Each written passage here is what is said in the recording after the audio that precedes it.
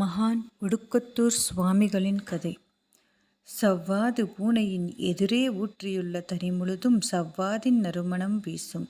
ஞானியின் திருமேனி முழுவதும் அமிர்தமானது, அருள் நிறைந்தது. கரந்தொட்ட இடமும் கால்பட்ட இடங்களும் சிறக்கும். சுவாமிகள் இருக்கும் காணாற்றங்கரையை நோக்கி தீரா நோய் கொண்ட பலர் திரண்டு வந்தனர். மந்திரமோ மருந்தோ சுவாமிகள் கொடுப்பதில்லை. சிலரை காலால் உதைத்து தள்ளுவார், சிலரை தலைமேலும் முதுகின் மேலும் அடிப்பார். அவ்வளவுதான். ஆண்டுகள் பல சென்ற நோயாயினும் அக்கணத்தில் மறையும். சுவாமிகளை மகிமை எங்கும் பறந்தது. ஒடுக்கத்தூர் காணாற்றங்கரை ஒரு சிதம்பரமானது. அப்படி வந்த பக்தர்களுள் பெங்களூரைச் சார்ந்த அரசமாநகர் என்னும் அல்சூரில் வாழ்ந்து வந்த நாகாபாய் அம்மாள் தலையானவர். இவ்வம்மை சுவாமிகளது ஆற்றலை உணர்ந்து பணி செய்ய தலைப்பட்டார். ஒடுக்கத்தூரில் தங்கி காணாற்றங்கரையில் பகல் முழுவதும் திருவடித் தொண்டு செய்து வந்தார். இவ்வம்மை படைக்கும் உணவை ஒருபோது உண்பார், சிலபோது வீசி எறிந்து ஓடிவிடுவார். அவர் பல தினங்கள் சுவாமிகளை தேடி அலைந்ததுண்டு. பின்னர் அன்பர்கள் துணை கொண்டு தேடுவார். ஒரு சமயம் அப்படி சென்றவர் குடியேற்றத்தில் இருப்பதை கேள்வியுற்று திரு முனுசாமி நாயுடு, திரு சுப்பையா நாயுடு முதலியோருடன் சென்று அழைத்து வந்தார். ஒரு நாள் சுவாமிகளை தரிசிக்க பலர் திரண்டு காணாற்றங்கரைக்கு வந்தனர். கூட்டத்தினரை கண்டதும் சுவாமிகள் எழுந்து காட்டுக்குள் ஓடிவிட்டார். மாலையில் திரும்பி வரக்கூடும் என்று தாங்கள் கொண்டு வந்த பழங்கள் முதலியவற்றோடு அங்கிருந்தனர்.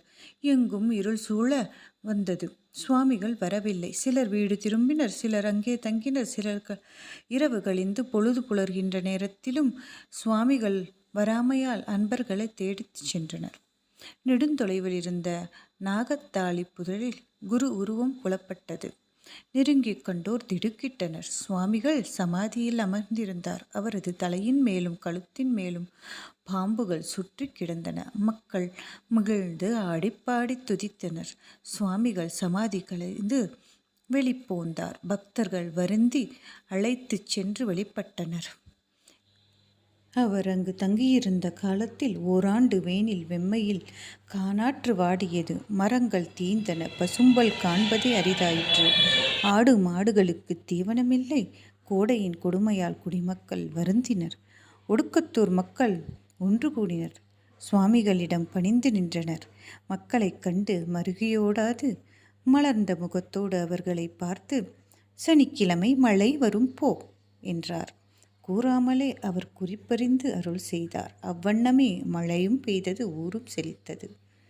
சுவாமிகள் சில சமயம் சிரிப்பார், களிப்பார், தேனிப்பார், கைகொட்டி பாடுவார், ஆனந்த கூத்தாடுவார், ஓடுவார், தாமே பேசி அமர்வார். செந்தாமரை போல திரியும் மெய்ஞானிக்கு கைத்தாளம் எதுக்கடி குதம்பாய் கைத்தாளம் எதுக்கடி என்று சித்தர் நூல் முழங்குகிறது. சுவாமிகள் மதனப்பள்ளி அருகேயுள்ள தோப்பிலும் நகரத்திலும் தங்கியிருந்த காலத்தில் ஒரு நாள் வீதி வழியே சென்றவர் வீட்டின் திண்ணை அருகே நின்றிருந்தார். வீட்டிற்கு உரியவன் வெளியே வந்தான்.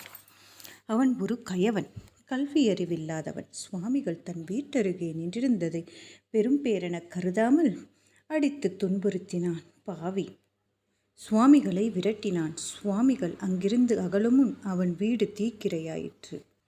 பிறிதோர் சமயம் சுவாமிகள் ஒடுக்கத்தூர் வெளியில் ஒரு புற்று அருகே அமர்ந்திருந்தார். சிறிது நேரத்திற்கெல்லாம் நிஷ்டை கூடினார். புற்றிலிருந்து வெளிவந்த அரவம் தேஜோமயமாக விளங்கும் அவரது திருமுகப் பொலிவை கண்டு கொண்டே ஆடி நின்றது.